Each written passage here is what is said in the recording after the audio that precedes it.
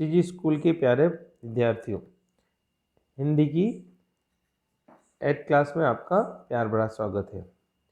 प्यारे बच्चों, जैसा कि आप जानते हो हमारे अभी आने वाले नवंबर में टेस्ट है और टेस्ट की आपने पूरी तैयारी कर दी होगी और टेस्ट के लेसन भी आपको पता चल गया होगा। लेकिन मैं आपको बता देता हूँ, लेसन 5th लेसन चिट्ठियों की अनूठी दुनिया, 7 लेसन क्या निराश हो जाए और 8 लेसन ये सबसे कठिन समय नहीं, ये आपके हिंदी में लेसन टेस्ट में दिया गया है।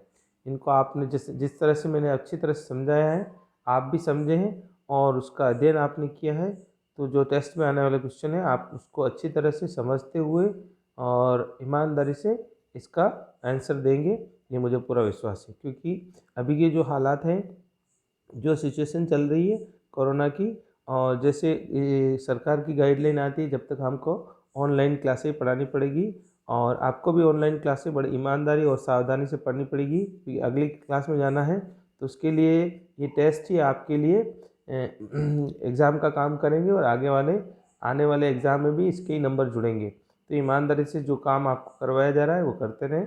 लास्ट 10 लेसन मैंने पढ़ाया कामचोर, उसके भी मैंने क्वेश्चन आंसर करवाए हैं, तो आपने ईमानदारी से और पूरे क्वेश्चन सावधानी पूर्वक और अच्छे ढंग से बड़ी अच्छी सुंदर राइटिंग से ईमानदारी से काम कर लिया होगा और आगे भी आने वाला चैप्टर है उनके भी काम करते रहेंगे, ये मुझे पूरा विश्वास है।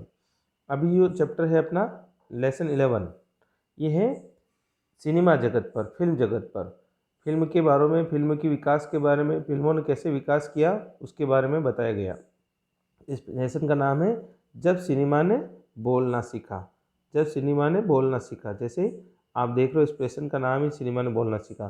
सिनेमा फिल्म जगत उद्योग होता है, ये जो अभी इतनी फिल्में बन रही, तो उस पहली फिल्म कौन सी बनी, पहली फिल्मों में क्या होता था, इसका पूरा इस लेसन में बताया गया है। तो ये आपको इंटरेस्टिंग लेसन भी है और पीछे की फिल्म जगत के बारे में भी आपको जानने को मिलेगा, अच्छे ढंग से आप समझेंगे। जैसे फिल्म की शूटिंग करने के लिए ये कैमरा वगैरह चाहिए, तो कैमरे में ये जो रील होती है ये जितनी लंबी होती है वो रील चलती हुई उसके सामने से गिरती है और ये सामने फोकस जाता है और यहाँ पर जो पर्दा होता है वहाँ पर्दे पर वो जो भी करने वाले एक्टिंग होती है वो हमको दिखाई देती है। ये पूरा फिल्म संसार होता है। तो ये फिल्म कैसे बनी, कब बनी, पहली फिल्म की क्या रूपरेखा थी, इस लेसन में हम ये जानेंगे। तो इस पाठ के लेखक हैं प्रदीप तिवारी जी। प्रदीप तिवारी जी हैं, वो मध्य प्रदेश के रहने वाले हैं। दमोह नामक स्थान पर इनका जन्म हुआ 10 अगस्त 1988 1988। और हिंदी, अंग्रेजी, बुंदेलखंडी इन भाषाओं में बड़े पारंगत और प्रकांड विद्वान थे। इनकी कविताएं, कहानियाँ और गज़ल काफ़ी चर्चित है, प्रसिद्ध है और ये विख्यात कवियों में और प्रसिद्ध लेखकों में इनका नाम आता है। इस पाठ के माध्यम से, इस पाठ जो है जब सिनेमा ने बोलना सीखा, इस पाठ के माध्यम से हमको ये बता रहे हैं कि कैसे सिनेमा जगत का विकास हुआ, कैसे भारतीय सिनेमा का विकास हुआ स्टेप बाय स्टेप, और पहले कैसे फिल्में बनती थी, पहले भारत में बनने वाली फिल्में कैसे होती थी, यानी मूक फिल्में होती थी। मूक का मतलब म्यूट, चुप, जिसमें एक्टिंग करने वाले लोग, अभिनेता और अभिनेत्री, हीरो और हीरोइन जो होती थी वह एक्टिंग करती थी और उनकी आवाज़ें नहीं आती थी, वो बोलती नहीं थी, उनकी डबिंग सिस्टम और बोलने का सिस्टम कुछ रिकॉर्ड करने का था नहीं, उस समय इतनी टेक्नोलॉजी का विकास नहीं था। तो जिस तरह से आप चार्ली चैपलिन और मिस्टर बून की फिल्में देखते हैं, उनकी सीरियल देखते हैं, कॉमेडी फिल्में होती है, उस तरह से उस समय की जो फिल्में बनती थी, तो इस तरह से मूक फिल्में थी उसके पर। ये पहली बोलती फिल्म थी, आलम आरा बोलती फिल्म थी, इसलिए इस पाठ का नाम भी क्या रखा है, जब सिनेमा ने बोलना सीखा, यानी फिल्मों ने सब पहली बार जब बोलना है ना उसमें आवाज़ों को रिकॉर्ड किया गया। तो इस भारतीय सिनेमा में बड़ा बदलाव आया, फिल्मों में आवाज़, संगीत और उसमें समावेश किया गया, तो इसीलिए इस पाठ का नाम भी जब सिनेमा ने बोलना सीखा रखा है। तो इस तरह से इस फिल्म का नाम इस आलम आरा था, जो बोलनी पहली फिल्म थी। अब आपसे कोई पूछा जाए कि पहली फिल्म कौन थी, तो पहली फिल्म तो राजा हरिश्चंद्र थी, वो मूक फिल्म थी और वह दादा साहब फाल्के ने बनाई थी 1913 के आसपास।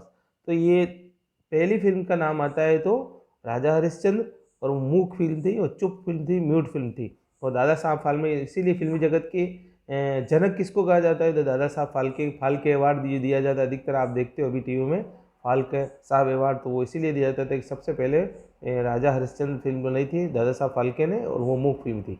और पहली बोलती फिल्म किसने बनाई, कौन सी थी? ये आलम आरा थी, जिसके बारे में इस पाठ में बताएगा। तो ये आलम आरा पहली बोलती फिल्म थी, और इसके निर्देशक जो थे इदरसित एम ईरानी थी, और ये 14 मार्च 1931 को इसकी रिलीज हुई थी, और 1914 में इसकी बनी थी। तो ये आप इसमें समझेंगे इस पार्ट में। ये भारत की पहली फिल्म सवाक फिल्म, सवाक वाह के ने बोलना, सवाक ने बात से भारत की पहली फिल्म आलम आरा इस पार्ट का नाम है। जिस तरह इसको बताया गया ये इसकी रील है, इस तरह से रिकॉर्डिंग होती है, इसकी फिल्मांकन किया जाता है। ये थोड़ा सा समझाने के लिए, और भी आगे फोटोज़ दिए गए वो भी बताएंगे, इसके एडवर्टाइज कैसे हैं वो भी बताएंगे। तो जब सिनेमा ने बोलना सीखा, इस पार्ट का नाम इसलिए है जब सिनेमा ने बोलना सीखा, यानी फिल्मों ने पहली बार जब बोलती हुई फिल्में बनी गई, या फिल्मों ने बोलने का सीखा, यानी फिल्में बोलती हुई बनी। वे सभी सजीव हैं, सांस ले रहे हैं, 100% बोल रहे हैं। 78 मुर्दा इंसान जिंदा हो गए हैं, उनको बोलते बातें करते देखो। ये जो पहली लाइन है इस पार्ट की, ये आलम आरा फिल्म जब रिलीज हुई थी उसका एडवर्टाइज था, उसका विज्ञापन उसमें छाप कर दिया था, जैसे लोग उसको पढ़ें। तो वे सब सजीव है, कौन? काम करने वाले पात्र होते हैं फिल्मों में, सब सजीव है, जीवंत है, जीवित है, सांस ले रहे हैं, हवा ले रहे हैं, प्राणवायु ले रहे हैं, 100% 100% वो जीवित है, जिंदा है। 78 यानी 78 लोग ऐसे हैं जो उसमें काम करने वाले, मुर्दा इंसान जिंदा हो गए। वो 78 लोग हैं, जैसे फोटो खींचते तो मुर्दा लगता है, लेकिन वो चलते फिरते बोल रहे हैं। पहले तो मुर्दे मूक होती थी, बात नहीं करते थे, तो ये जिंदा हो गए हैं, बात कर रहे हैं, उनको बोलते बातें करते देखो। देश की पहली सवाक यानी बोलती, सवाक यानी बात करती हुई फिल्म आलम आरा फिल्म का नाम। पोस्टरों के विज्ञापन पर ये पंक्तियाँ लिखी हुई थी, जैसे अधिकतर पोस्टर छपते ही फिल्में आती है तो आप देखते हो, तो इसमें ये बातें सब लिखी हुई थी, ये इसके बारे में बताया। 14 मार्च 1931, 14 मार्च 1931 की ये ऐतिहासिक तारीख है। भारतीय सिनेमा में बड़े बदलाव का दिन था। क्या बदलाव हुआ कि उस दिन सवाक फिल्म यानी बोलती हुई फिल्म पहली बार प्रदर्शित हुई व रिलीज हुई। इसी दिन पहली बार भारत के सिनेमा ने बोलना सीखा। इस दिन पहली बार भारतीय सिनेमा की फिल्मों ने बोलती फिल्मों ने सीखा यानी चालू किया। हालांकि वो दौर एक ऐसा था, एक दौर यानी एक समय जब मूक फिल्म सिनेमा लोकप्रियता के शिखर पर था। ऐसी बात नहीं उसमें दूसरी फिल्में नहीं बनती थी। मूक सिनेमा यानी जो म्यूट फिल्में बनती थी, चुप, जो खाली एक एक्शन और बातें ही होती थी, बातें क्या एक्शन और नाटक होता था, तो वो भी उस समय लोकप्रियता की प्रसिद्धि थी, उनकी पब्लिसिटी थी, शिखर में टॉप मास्ट ऊपर के लेवल था। पहली बोलती फिल्म जिस साल प्रदर्शित हुई उसी साल कई मूक फिल्में भी भारतीय भाषाओं में बनी। जब पहली ये बोलती फिल्म कब रिलीज हुई आलम आरा 1931 में, उस समय भारतीय भाषाओं मूक फिल्में भी कितनी भारतीय भाषाओं में, अलग अलग भारतीय भाषाएं, तमिल है, दूसरी भाषाएं मराठी हैं, गुजराती हैं, इस तरह से अलग अलग भाषाओं में फिल्में बन रही होगी। तो उस समय अलग फिल्मों की भाषाओं में भी कितनी फिल्में रिलीज हुई थी, उस समय भी बन रही थी। फिल्मों का नया दौर शुरू हो गया था, और फिल्मों का नया युग एक समय रिलीज हो गया। जैसे आप देख रहे हो ये कैमरा है और इसमें फिल्म होती है, तो फिल्मों में अलग अलग फ़ोटो होते हैं, और वो फिल्म जैसे जैसे रील आगे बढ़ती है तो वो एक्टिंग करते हुए, नाचते हुए, एक्शन करते हुए अलग से सामने पर्दे पर दिखते हैं। ये फिर उस समय का जो फिल्म करने का रील बनने का ऐसा उसका था। अब तो अलग ही टेक्नोलॉजी आ गई, जैसे पहले भी देखा होगा कैमरे में आपने रील होती थी और फोटोग्राफी करते थे। आजकल आधुनिक जो कैमरे आ गए उसमें रील नहीं होती है, फ़ोटो खींचते हैं और डिलीट हो जाता है, वापस खींच लो। पहले तो रील होती थी, अगर फ़ोटो ख़राब हो गया तो वो रील ख़राब हो जाती, फेंकनी पड़ती थी, फ़ोटो भी ख़राब हो जाती।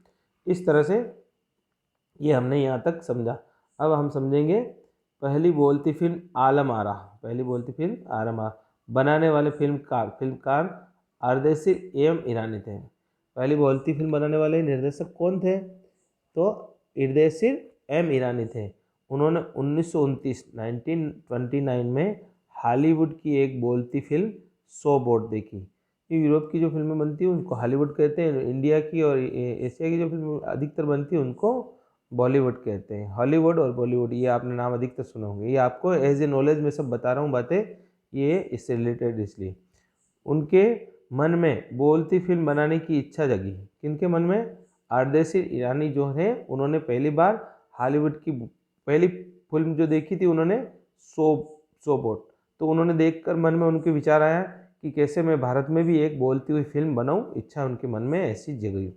पारसी रंगमंच एक लोकप्रिय नाटक।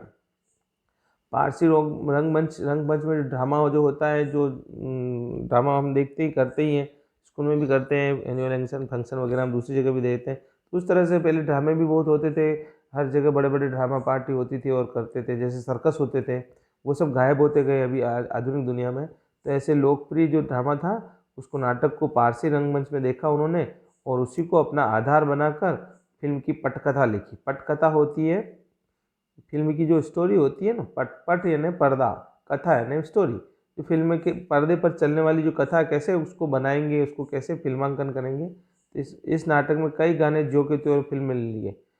पारसी रंगमंच का जो नाटक देखा था उन्होंने, उसके नाटक के जो के त्यों के एज इट इज, जैसे के तैसे फिल्म ले लिए। कौन सी फिल्म में ले लिया? आलम आरा में। एक इंटरव्यू ने उनके जो, किसी का इंटरव्यू लेते हैं हम, किसी की बातचीत करते हैं और किसी से उसकी बातचीत के दृश्य देते हैं। वो एक इंटरव्यू में उन्होंने बताया कि अर्देशीर ने उस वक्त कहा, हमारे पास कोई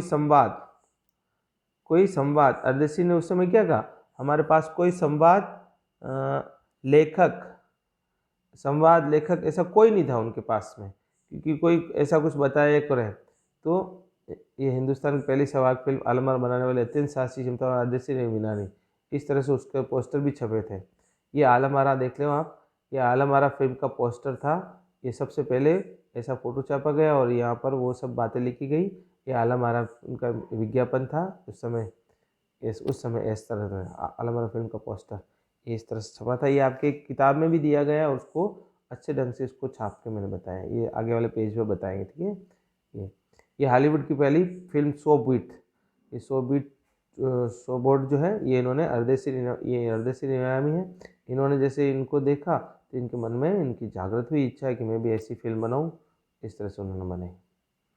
ये मैंने बात की थी, आपको समझने के लिए समझाया थोड़ा, इसको आप समझ रहे हैं और अच्छे ढंग से आप करेंगे आगे। ऐसे लेखक और संवाद और लेखक भी नहीं था उनके पास, कुछ ऐसी पूरी करने वाले, तैयारी करने वाले ऐसे नहीं थे। नहीं कोई गीतकार था।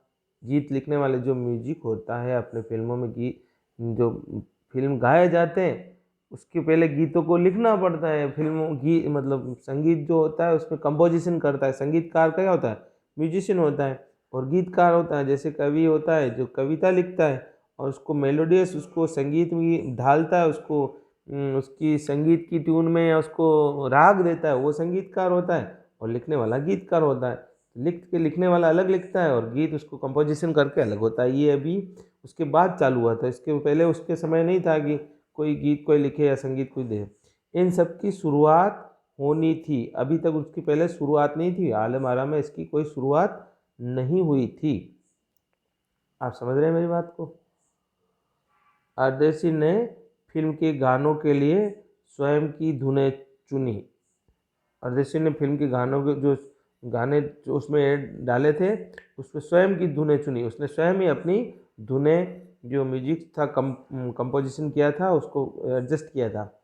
फिल्म के संगीत में महज 3 वाद्य यंत्र जो होते हैं, ढोलक, तबला, 3 वाद्य यंत्र जो होते हैं, तबला, हारमोनियम और वायलिन, इनका इस्तेमाल किया। पूरी फिल्म में खाली छोटे छोटे ऐसे जो सामान्य वाद्य यंत्र होते हैं उनको लिए गए। आलम आरा में संगीतकार या गीतकार में स्वतंत्र रूप से किसी का नाम नहीं डाला गया। संगीतकार कौन है और गीतकार, जैसे फिल्म बनती है लक्ष्मीकांत प्यारेलाल, नदीम श्रवण, ऐसे गीतकार संगीतकार का आप बहुत अच्छे संगीतकार और गीतकारों का नाम अभी भी फिल्मों में जानते हो आप, आधुनिक अभी भी है नए नए। तो उनका नाम जानते हो, ये पुराने ये थे। तो इस तरह से गीतकार और संगीतकार का नाम आप देखते हो कि फिल्म नाम में आता ही रहता है, रेडियो पे भी प्रदर्शित होता है नाम ऐसे, और पिक्चरों के एडवर्टाइज में भी लिखा हुआ होता है ऐसे गीतकार संगीतकार। तो ऐसे गीतकार संगीतकार का स्वतंत्र रूप से किसी का नाम नहीं डाला गया क्योंकि उसमें कोई था ही नहीं। इस फिल्म के पहले पार्श्व गायक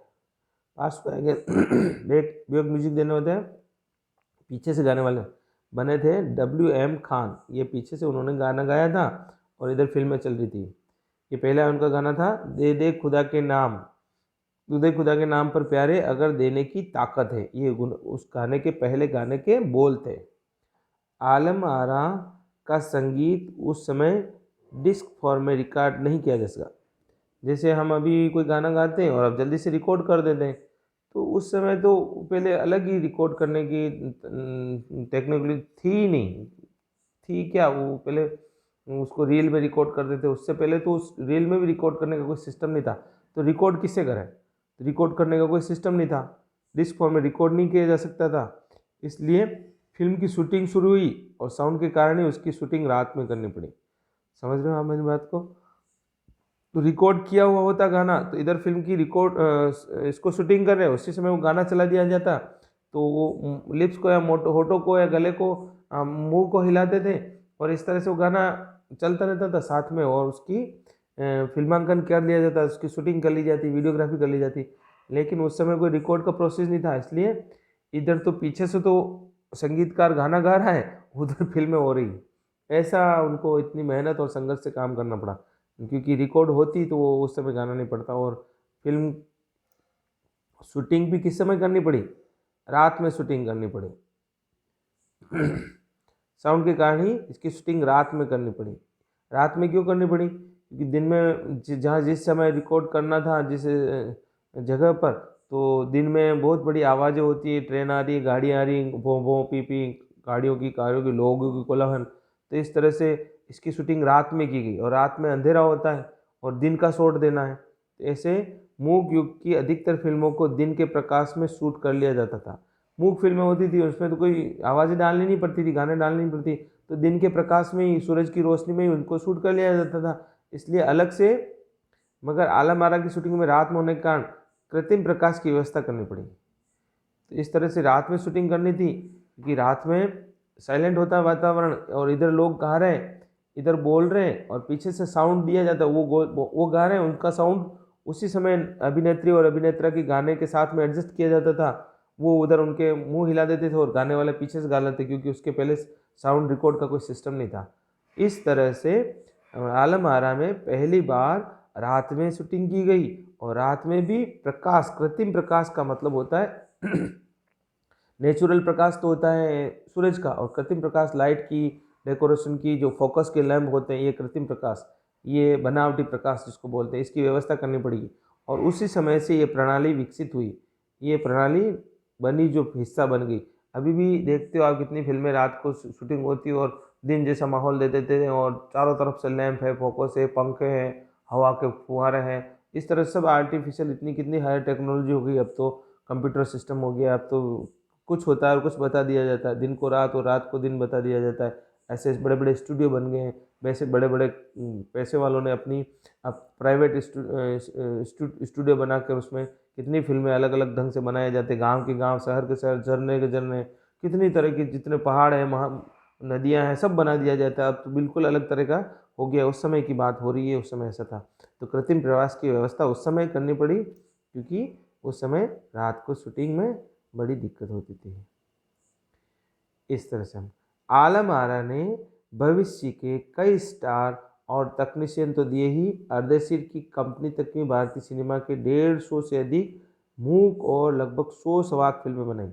इस तरह से हम समझेंगे तो अर्देशीर जो थे निर्देशक आलम आरा के, उन्होंने भविष्य के कई स्टार, बड़े बड़े स्टार, जो फिल्म स्टार होते हैं उनको जानते हो आप, अभिनेता, वो बड़े स्टार की तरह, सितारे की तरह होते हैं, क्योंकि उनकी जो कलाकारी होती है, और तकनीशियन जो बनाने वाले फिल्में होते हैं, उनकी टेक्निक। अर्देशीर की कंपनी तक ने भारतीय सिनेमा के 150 से अधिक मूक और लगभग 100 सवाक फिल्म बनाई। इन सभी ने मिलकर 150 मूक फिल्में बनाई और लोग 100 फिल्में, बोलती हुई 100 फिल्में भी ऐसी बनाई थी। इस तरह से उन्होंने काफ़ी भारतीय फिल्म जगत को दिया। आलम आरा के अलावा भी अरिजीत सिंह ने। Alam Ara film Arabian nights जैसी फैंटेसी थी। आलम आरा जो है कौन सी पिक्चर थी? तो अरेबियन नाइट्स जैसी फैंटेसी पिक्चर थी। फैंटेसी का मतलब मौज मस्ती से भरपूर। हिंदी उर्दू मेल वाली हिंदुस्तानी भाषा की लोकप्रिय बनाया गया, और इस भाषा में हिंदुस्तानी भाषा को लोकप्रिय बनाया गया। हिंदी और उर्दू के इसमें सब थे। इसमें गीत संगीत नृत्य के अनोखे संयोजन थे, उनको कॉम्बिनेशन था, उनको एडजस्ट किया था, उनको कंपोजिशन किया था।